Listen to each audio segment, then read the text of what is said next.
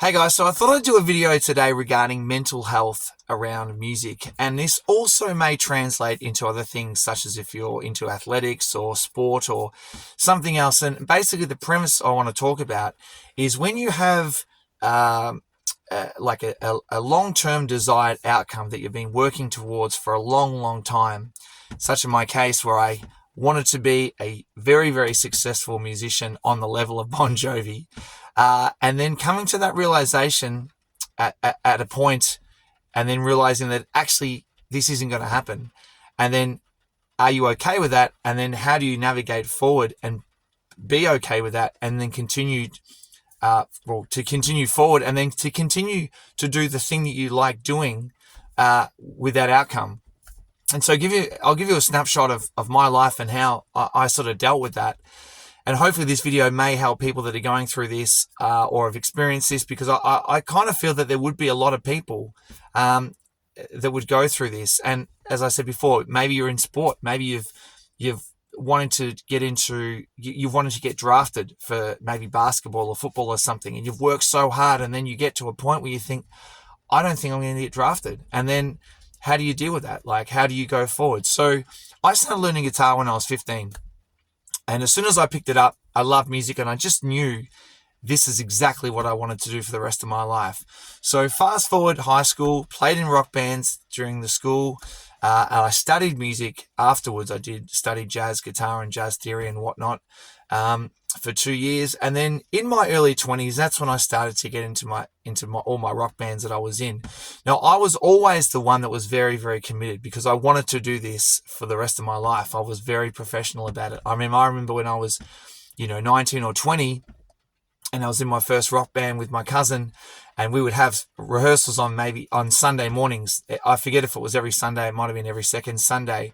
And, back then, 19, 20, you were out with your mates, maybe drinking, partying, whatever else. And I know the days before or the night before we'd have rehearsal on a Sunday, I wouldn't go out. And this is when I'm 19 or 20, because I'm like, no, I'm not going to drink. I can't wait for band practice, because all week I would look forward to band practice, and then back in the days before mobile phones, and then inevitably a lot of the time I get a call from, just as I'm about to leave, I get a call from one of the other members.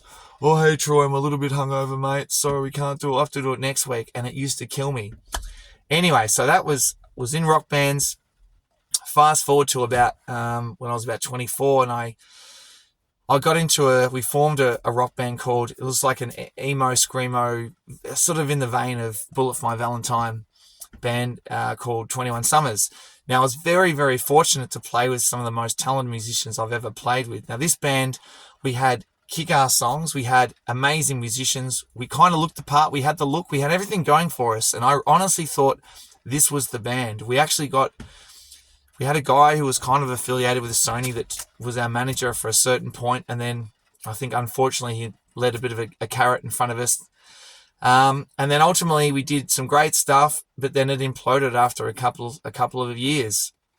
And by this time I was probably 27 or whatnot. And the way that I am, I was like, bang, no, I'm still doing this. I'm going to get to Bon Jovi. And then I jumped into a next band. Same again, I was very fortunate enough to find some really talented musicians. This time this band was kind of like Anberlin, more pop rockish. Did some great stuff within 2 years, but then I think because we lived so far apart within Melbourne, that it was just the travel and gigs was so much. It was just, I was in the car for most of my life. For that 2 year period, it felt like I was just driving all the time. And then some other things led into that, and we broke up. So then by the time that happened, I would have been maybe 28, 29. Now, I was placing my whole identity and everything that I was as a person on being a rock star. That was, all my self-worth, my self-importance was all based on this outcome. And so then after that, I decided, right, well, I've always kind of wanted to do solo stuff, so I'm going to do that. So I went down the road of doing alt country, like heavily into Ryan Adams. And now this stage, when I was about 30, this is where I started to get kind of desperate, because, I'd be looking at articles or looking at other artists and I'd read somewhere like, oh, there was this person that got signed when they were 30, there's still time. I've got a year left. It's okay. I can still get signed by I'm 30. It's still okay. Then alt country, and then that just wasn't working. And then, and then I'm like, oh, I think I want to do this. And then I'm going, no, I think I want to be like Michael Franti. So I got into like, Jack Johnson music, and I wrote a whole bunch of songs like Jack Johnson and Michael Franti. And I was just looking, and I keep, the years would pass, but things just weren't happening for me. Like, for whatever reason, I just couldn't get the money to do demos. I'd have all these, I thought I had some really great songs written, but I just couldn't get anything done. And I kind of feel maybe I was so desperate to attain this like level, or to get to this place, that life was just pushing me back, because I just wasn't allowing anything to naturally happen. And I was in such a mindset of like, I deserve this. Why isn't this happening to me? And so it got to a point where I think it was in 2018, where I was kind of like on this folk trend now. Okay, I wanted to be like a sort of pop folk artist or whatnot. And my wife and I got married, and we went on a honeymoon to Japan, and I had these songs that I thought were really good. And I was kind of delusional in myself, because I would email these people like, I can't wait, I'm going to do this album. I'd email all these producers and stuff, and I'd hear back from like, yeah, I love the songs, we'll tee it up. And I've got no funds to do this. There's no way. I'm kind of kidding myself, really. And then I got back from our honeymoon, and I think the realization just came, because I might have been 32 or something like that then. I forget how old I was. It was no, later. I forget. My maths is terrible. And then this realization came that was like, I don't think this is actually going to happen. And I went into a huge depression for, I forget, it might have been a couple of months, because I was in the mindset, because I'd attached my whole being and my self-worth to this outcome of being like Bon Jovi. I would say to my wife, well, like, she'd say, what's so wrong? You still, because I was doing covers still. I was still performing covers. I think I started performing covers in 2015, I think. So I was still playing music. So it wasn't like I wasn't doing music. I was still gigging every week. And I still love singing. But I would say to him, like, yeah, but what's the point of doing music? What's the point of doing something if you're not doing it where you want to do it? Like, if I can't be Bon Jovi, why am I even doing it? Which is a terrible mindset to be in. And there was one day where it got so much, and I was getting, and I think because I was in this depression, and things just weren't going right. I just wasn't, from memory, I wasn't really playing. I had a bit of a lull with gigs and covers. I wasn't getting as many. I was working, I think, to supplement income. I was doing a call center job, and things weren't really good. And then one day I just had these voices in my head, and I now understand when people say, oh, I just had these voices, or I couldn't get them out of my head. I absolutely understand, because I'd never experienced this in my life. And it almost was like on one shoulder, I had a person saying, dude, relax, let this go, let it go. It's okay. Just play music because you enjoy music. And then the other one was saying, no, you've got to keep going. You can still be Bon Jovi. And I remember one day I went in my car, because my head was just filled with these opposing voices, and I sat in a car park, and I'm like, I don't know what to do. Like, I have no idea what to do. My head was just raging. And then I think to maintain my sanity, I was like, I'm just going to let this go. I'm actually going to release this of wanting to be a Bon Jovi level musician, and let it release. And this is like 15 years of built up like stuff. And it was like the most freeing day of my life. It was unbelievable. I just sat there, and when I made that decision, it was like, oh, the weight of the world just fell off my shoulders. And I just decided from there that I'm just going to play music because I love playing music.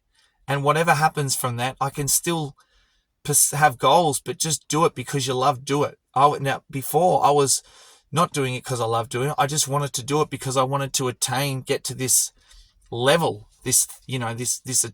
achieve this success, so to speak.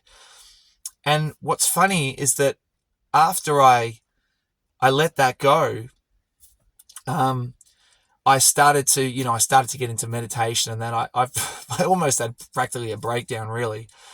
And I started to, get into a lot of meditation and other things. But what was funny about that is because I actually released all that pressure,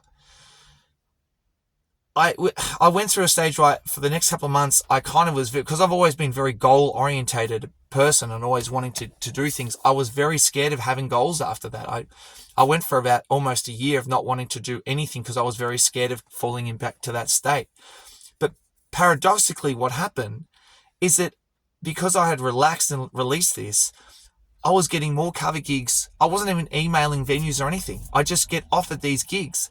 And then I had some songs that I'd written that I thought were pretty cool. And then randomly, I had 2 lots of, $1,000+ that just came to me randomly. And I got to record these songs, which was amazing because prior to that, I hadn't been able to do anything like that. And then so things just naturally evolved. And so slowly I've been able to start having goals again, and I'm very ambitious, but in the same mindset, I'm not placing my whole worth and self-worth and my whole being on becoming something. I'm doing it because I just love playing music, and I want to play music for people. Basically my mindset now is to serve, is to try and just, no matter what gig I'm at, just try and play as best you can, sing as best you can. If there's 10 people, 100 people, 1,000 people, and for the people that are there, give them the best you can. Play the songs they want to hear, do it the best. And then I found now things just start to snowball and new opportunities arrive because I'm trying to serve. I'm in a mindset of serving and wanting to do it because I love it more so than just doing it to attain a certain level or a certain success. So yeah, I just want you to know, like, if you're going through this or if you have been through this before, it's a big thing to deal with, but it's okay. And I heard once Sam Neill say this before, and it was a really interesting quote. I heard it through COVID because obviously a lot of people in the artistic realm couldn't do the things they were doing. And he said that being a musician or an artist or whatever it may be is what you do, but it's not who you are. And I think that was very important to remember. So always make sure that that's the thing you do, but that's not what you are. You're still just a beautiful human being. So hopefully this helps someone, and hopefully you enjoyed this content. And as I say, if you love the channel, I'm trying to do some more YouTube videos here. Throw me a comment if you've gone through this, or if you're going through it or anything like that, or you think it might help someone. And if you want, subscribe. Cheers. Catch you soon. Thanks.